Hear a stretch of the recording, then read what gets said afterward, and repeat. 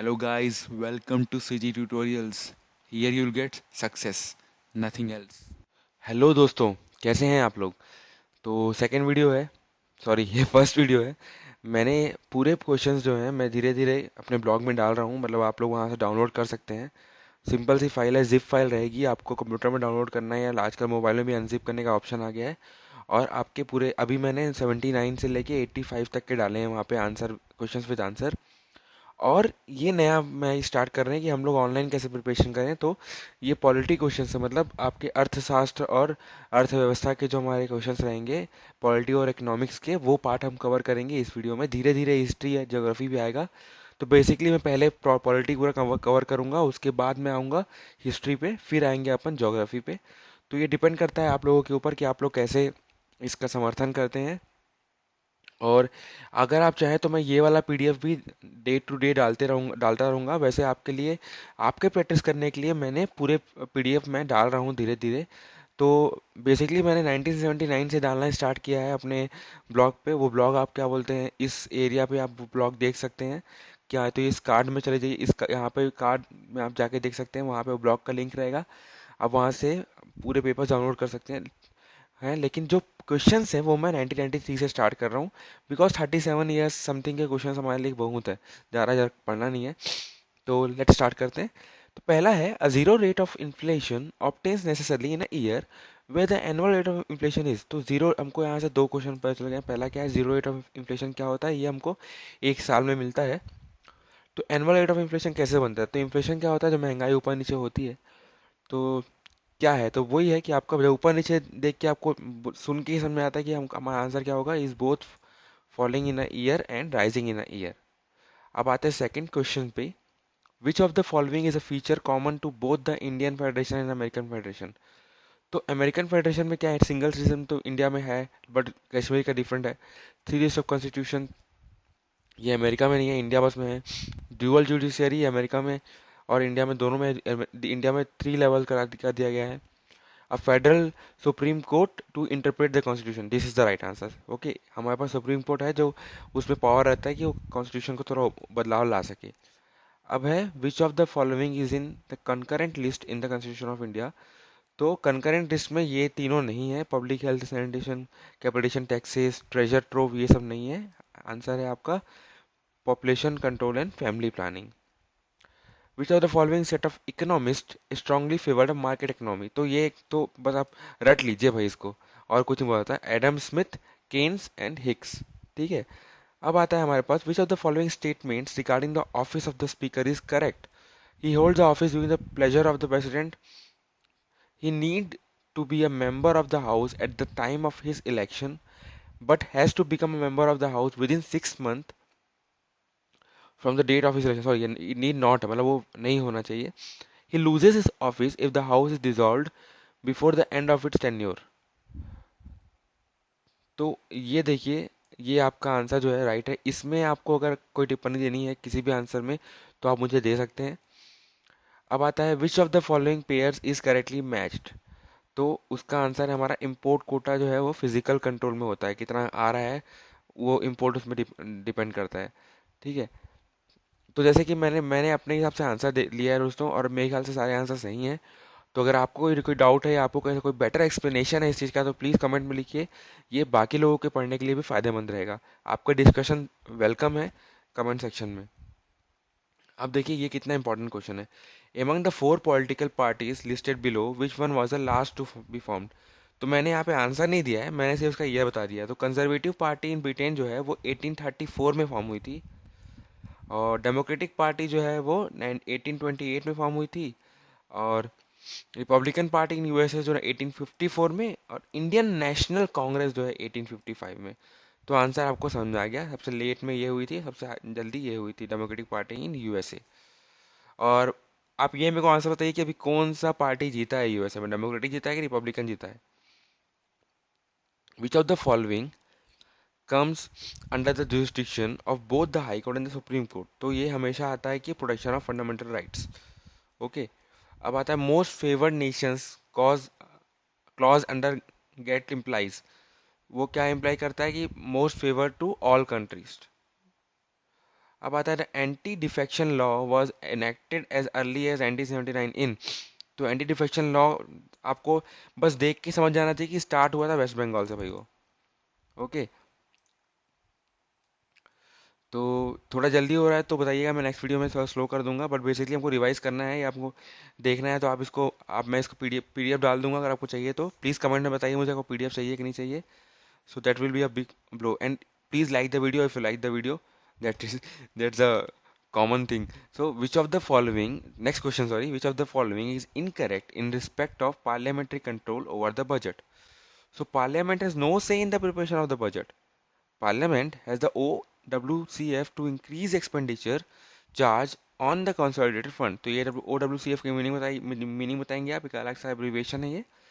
Parliament has no power to impose a tax without the president recommendation. Parliament has no power to increase the tax without the president recommendation. देखिए लोकसभा के पास पूरा power है और president को आज तक अब ऐसा है कि प्रेसिडेंट सिर्फ हामी भर सकता है या तो उसको सजेशन के लिए वापस भेज सकता है।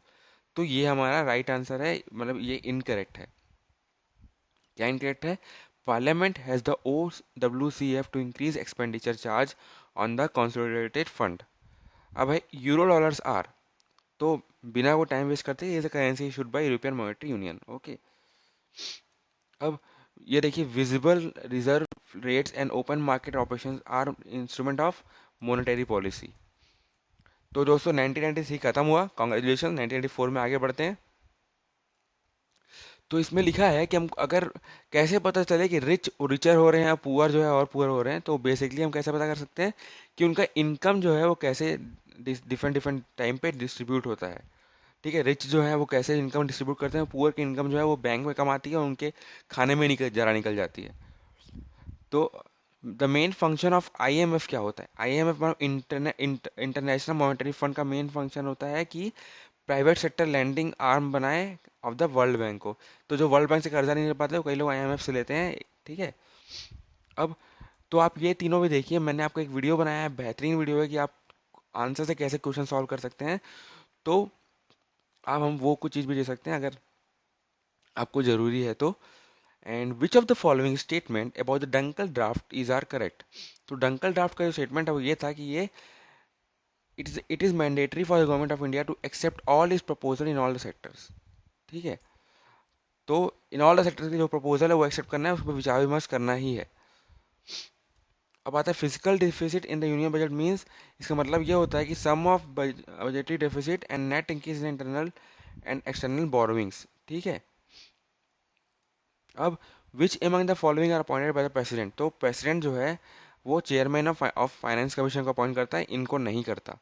Chief minister of union territory आपको पता है कैसे अपॉइंट होता है, डेप्यूटी चेयरमैन प्लानिंग कमीशन का वो अलग ही एक सेक्टर है। अब newly adopted constitution of Russia the prime minister is appointed by, ये देखिए ये उस समय का क्वेश्चन था तो हमको ज़्यादा ध्यान नहीं देना है, तो ये with the consent of Duma, the president and with the consent of Duma. Okay, अब the basic structure theory of Constitution of India implies that certain features of the Constitution are so essential to it that they cannot be abrogated, मतलब छेड़छाड़ नहीं किया जा सकता। पहला ही answer आपको दिख रहा है कि सही है। Okay, fundamental right can not be abridge, हमने देखा है कि राइट टू प्रॉपर्टी एब्रिज हो चुका है। यूएसए ये प्रियम्बल भी हम, प्रियम्बल बहुत इंपॉर्टेंट पार्ट है, कॉन्स्टिट्यूशन को भी अमेंड कर दिया जा सकता है, बहुत सारे अमेंडमेंट एक्ट आए हुए हैं। तो ये सब आंसर गलत है। अब unity of peace resolution adopted by UN has enhanced the power of General Assembly in a comprehensive way, reduced the power of General Assembly, made no difference to the power of General Assembly, empowered the General Assembly to act in a specific situation in matter of peace and security। तो ये answer हमारा सही है। तो अब आता है convertibility of a rupee implies that being able to convert, rupee को कन्वर्ट करना, पैसे को कन्वर्ट करना क्या है कि पैसे को हम गोल्ड में कन्वर्ट कर सकते हैं, ये तो कोई वो मुझे मतलब उसका डेफिनेशन नहीं समझ में आ रहा है। दूसरा है कि वैल्यू ऑफ रुपी को फिक्स मार्केट फोर्सेस से हम अलाउ कर सकते हैं, freely permitting the conversion of rupee into other major currency in visa vice versa, या डेवलपिंग है इंटरनेशनल मार्केट फॉर करेंसी। तो देखिए आप कन्वर्टिबिलिटी मतलब डेवलपिंग है इंटरनेशनल मार्केट, हम हमेशा रही जहाँ इंटरनेशनल मार्केट ये सब बड़ा बड़ा वर्ड है ना, development this and that, convert rupee का कन्वर्ट करना, तो ये सब आप उसमें डालिएगा। ठीक है, अब which of the following statements regard the advisory jurisdiction of the supreme court are correct. तो देखते हैं। It is binding on the supreme court to give its opinion on any matter referred to it by the president is right. हालांकि president आजकल कम refer करते हैं, पर ऐसा लॉ है कि प्रेसिडेंट रिफर कर सकते हैं, ये भी एक आर्टिकल में लिखा हुआ है। The full bench of Supreme Court hears any reference made to it under its power of advisory jurisdiction. It is also right. Okay. The opinion given by the Supreme Court on a reference under advisory jurisdiction is not binding on the government. It is always binding on the government. Not more than one reference at a time can be made to the Supreme Court under its power to of advisory jurisdiction. It is wrong. There can be several reference. अब आता है which of the following governmental steps has provided relatively effective in controlling the double digit rate of inflation. तो the answer is the containing budgetary deficits and unproductive expenditure. जो expenditure productive नहीं है उसको उसमें अपने गवर्नमेंट की money को expand करने का कोई मतलब नहीं होता। अब करेंसी का डिवैल्यूएशन क्या होता है? इसका मतलब ये होता है कि आपकी करेंसी है वो to seek its worth in the international market. International market में उसका करेंसी का अभी डीमोनेटाइजेशन बहुत चल रहा है, तो ये दोनों अलग अलग है। ठीक है, डीमोनेटाइजेशन मतलब होता है करेंसी चेंज करना, और ये अलग चीज़ है। डिवैल्यूएशन मतलब होता है कि उसका कम होना या ज़्यादा होना इंटरनेशनल मार्केट के हिसाब से। और which of the following statements regarding the veto power in the security council is correct according to the United Nation charter. तो देखिए, every permanent member of the security council can prevent any decision from being accepted by voting it. This is the right answer दोस्तों। तो आप देखिएगा, ये थोड़ा congested question रहते हैं जिसमें आप लोगों को दिमाग आप लोगों का थोड़ा खराब हो सकता है, तो इन क्वेश्चन को अवॉइड करने का सोचिएगा। लेकिन अगर आपको एकदम अच्छे से पता है तो फिर ये बेस्ट है। तो जितना अच्छा है कि आप यूएन के बारे में एक अच्छे से पढ़ लें। अगर आपको वीडियो चाहिए तो मैं वीडियो बना के दे दूंगा आपको। अब आता है which of the following statement is correct. All the members of Rajya Sabha elected by state legislative assembly. नहीं, ऐसा नहीं होता भाई, because some are nominated also, no like 245 है तो 236 ऐसा कुछ जो करेक्ट मेरे को फिगर याद नहीं है अभी, तो वो आपको याद करना है, मेरे को भी याद करना है। तो दैट इज द 245 है हमारे पास, 245 है समथिंग है हमारे पास, 545 है राज्यसभा में, तो मेरे को पता है। ठीक है। अब as the vice president is the ex officio chairman of the Rajya Sabha, only a member of Rajya Sabha can contest for the office of Vice President? No. A pint of difference between the Lok Sabha and the Rajya Sabha is that while a candidate of the Lok Sabha can contest from any state in India, a candidate of the Rajya Sabha should ordinarily be present in the state where he is contesting. तो देखिए कितना अच्छा answer दे दिया यहाँ पे, तो basically हमारा ये सही है। फ्रीडम ऑफ प्रेस क्या होता है? वो ये बोलता है कि wider freedom of expression guaranteed bye article 19(1). तो हमको पसंद है कि आर्टिकल 19(1) ए क्या दे रहा है कि हमको फ्रीडम ऑफ एक्सप्रेशन है या फ्रीडम ऑफ प्रेस है। Okay, in which respect have the centre state relations have been specifically termed as municipal relation. तो इट इज डी द, देखिए यहाँ पर डी लिखा हुआ है, तो आप ये मत देखिए कि आंसर क्या है, आप देख भी सकते हैं।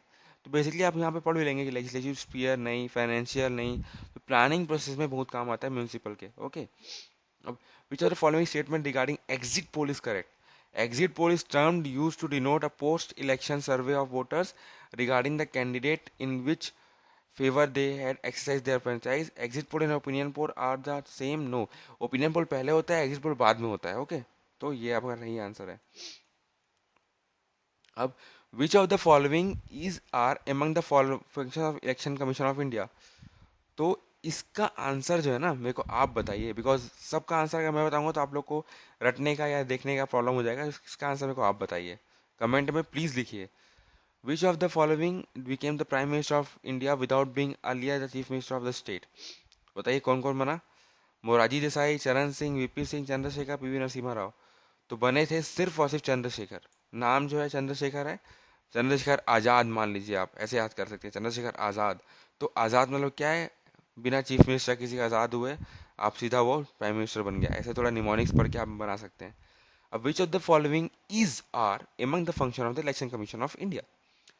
Conduct of election for the post of speaker, deputy speaker Lok Sabha and deputy chairman Rajya Sabha, conduct of election to the corporation and municipalities, deciding on all the doubts and dispute arising of the election। तो हमको साफ साफ पता चल रहा है कि ये तीनों इलेक्शन कमीशन ऑफ इंडिया का कुछ नहीं है। वो भाई देखता है कि नॉमिनेशन सही हुए हैं कि नहीं हुए हैं, और लोकसभा और उसका ही होता है, डिप्टी चेयरमैन ये सबका नहीं होता। अब the principal reason why national economic planning is still being pursued in spite of embracing a market economy since 1991 is that 5 year plans can continue to provide a long term perspective to the economy। तो देखिए, ये मैं इस कारण आपको ये तीनों नहीं बताया बिकॉज देखिए 1981 का था, तो उस समय क्या था, तो हमको एक मेन पॉइंट याद करना है कि 5 year plans are continue to provide a long term perspective to the economy in a market friendly fashions। okay, तो first to start a joint stock company to trade with the with were the ये थे Dutch. Okay, अब थे which of the following electoral system have been adopted from various elections in India? State system of direct elections on the basis of adult suffrage, तो universal adult franchise सबको पता है, तो this is the right answer. So थोड़ा लंबा video हो रहा है पर प्लीज़ बेयर कीजिए। अब मैं एक काम करता हूँ, अगर आपको पसंद नहीं आ रहा है तो अभी मैं आपको तीनों मैं वे बता दिया कि आपको सिर्फ राइट आंसर बताना है, कि आपको तीनों आंसर पढ़ना है, कि ये वाला आंसर रहेगा, आपको राइट आंसर बता के हम तीनों आंसर का जो हमको समझ में आएगा वो करेंगे। ओके, मतलब उसका क्लैरिफिकेशन देंगे। तो आप मेरे को 93 स्टेप्स में से आपको जो सरल लग रहा है या जो आपको जल्दी समझ में आ जाएगा, जिससे आपको टाइम कम बचेगा, कम यूज होगा, वो देखते हैं। तो to prevent recurrence of scam in India capital market, the statement of India has been assigned to power to, देखिए आरबीआई एसबीआई को नहीं है, एसबीआई को है। इसका फुल फॉर्म बता दीजिएगा मेरे को आप। अब which of the following is correct in respect of the commencement of the election process in India? तो इसका आंसर है recommendation for election is made by the government and notification of election is issued by election commission. No, parliament से होता है ये। Recommendation for election is made by the election commission and notification of election is used by the home ministry at the centre and the home department in the states. नप। तो answer क्या होना चाहिए? Both the exercises of making a recommendation of the election and that of issuing a notification is respect of it are done by the election commission। no, इसका answer है recommendation for election is made by the election commission and the notification for election is issued by the president and governor of the state. Simple as that, रट लीजिए इसको। अब which are the following 5 year plans recognize human development as the core of the all development efforts? ये बहुत चल रहा है और ये आगे भी चलता आ रहा है, तो 5 year प्लान से स्टार्ट हुआ था।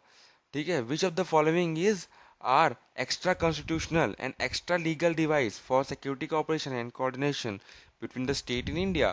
So the answer is the National Development Council, the Governor Conference, and the Zonal Council. The Interstate Council is not answer. अब है which of the following are the objectives of the Commission for Agricultural Cost and Prices? This is CACP. So the answer is always one, that to stabilize agriculture prices, to ensure meaningful real incomes level to the farmers, obviously, to protect the interest of the consumer by providing essential agriculture commodities. Okay, minimum price रहता है यहाँ पे, not maximum price. Which of the following are the matters on which a constitutional amendment is possible only with the ratification of the legislature of the more than less than one half of the states? So the election of the president, yes. Representation of the state in parliament, yes. Any of the list of 7 schedule, yes. Because schedule is on the basis of this thing only. ठीक है, 7 is heaven, तो ऐसे Roman से नहीं बोलते हैं। इसका मतलब यह है कि कॉन्स्टिट्यूशनल अमेंडमेंट कब पॉसिबल होगा? जब रेटिफिकेशन ऑफ लेजिस्लेचर जो है, जब प्रेजेंट है, कब? ओनली वन ऑफ, और not less than one of the state. ठीक है ना? Who among the following have the right to vote in the election to both the Lok Sabha and the Rajya Sabha? So it's the elected members of the lower house of the state legislature. Which of the following states of India does not have a legislative council to so far, even though the Constitution 7th Amendment Act 1956 provides for it? So the answer is always Madhya Pradesh. Okay, it was started after some time. Article 156 क्या बोलता है कि constitution of India provide the government shall hold the office for term of 5 years from the date on which he enters upon the his office. Which of the following is can be deducted from this? No governor can be removed from the office till the, तो option देखते हैं इसका। No governor can be reformed from office till the completion of his term, he can be reformed. No governor can continue in office beyond a period of 5 years. This is also possible, man. Both are wrong answers. अब an interim government formed in 1946. The vice president of the executive council was, answer is Jawaharlal Nehru. Which of the following are among the non-plan expenditure of the government of India? That is always the, I think is all. Defence expenditure is also non plan, कभी ज़्यादा हो कभी कम हो, subsidies भी non plan होती है, ऊपर नीचे होती रहती है, interest payment is depends on the market, expenditure linked और previous plan periods is also linked, okay, तो they are all non plan, okay. अब prohibition of discrimination on the grounds of religion etcetera, article 15 of the Indian constitution is, क्या है भाई ये है cultural and educational right of the and the right to equality. तो articles के भी question paper बनाने पड़ेंगे लगता है पूरे। अब आता है कॉर्पोरेशन टैक्स क्या होता है, ये होता है union on belong to the to it exclusively. देखिए तीन इनकम टैक्स होता है, कॉर्पोरेशन टैक्स होता है। इनकम टैक्स जो है वो आदमी पे लगता है, और कॉर्पोरेशन टैक्स जो है हमेशा यूनियन पे लगेगा, ठीक है, और उसी यूनियन पे डिपेंड करेगा कि वो कितना ट्रेड कर रहा है तो कितना फायदा हो रहा है। अब which of the following constitute the world bank, कौन से दो कंस्टिट्यूट करते हैं, Indian bank of, international bank of reconstruction and development, this is a form of World Bank, even IFC also, but it's not a part, it's a part of World Bank, okay, it's not Indian Finance Corporation, it's different, and might be they both, okay, might be they both। Agriculture income tax is assigned to the state government by, simple सी बात है भाई।